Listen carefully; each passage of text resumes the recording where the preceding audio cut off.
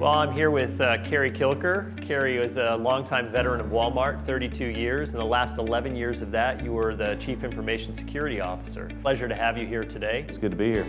Nowadays, you have mobile users that are accessing your corporate data from pretty much anywhere in the world. The old perimeters have broken down. One of the very few points of control you still have is around an identity system. Who can log in? Who has user accounts? What access do they have? How do you think about identity as really the only control plane that you have in this kind of new world? People forget that everything starts with an ID and a password. Credentials or identity for access go unnoticed till something bad happens. And then first thing you gotta recover is credentials to do any other kind of recovery. Right. I think organizations need to not only protect Active Directory or credentials, but also build a plan to be able to recover and restore in the event something does happen. If everything else fails, you're sort of left with having to recover this environment. It's sort of your last line of defense.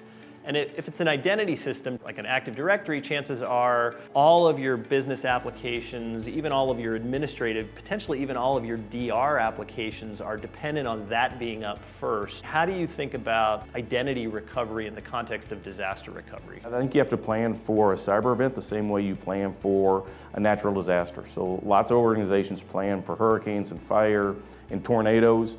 They need to plan for a cyber event in the same way, and I think it is an area that companies need to improve upon. It's a topic at the board of director meetings. They want to know what companies are doing around information security and cyber preparedness. Good point. We always prepare for those worst case natural disasters, but we see in the news every day these cyber disasters happening with frequency that we would never experience in the natural disaster world. And the sophistication of them is only going to get greater. The threat landscape around cyber is just, the trajectory's just going straight up. That's pretty sobering.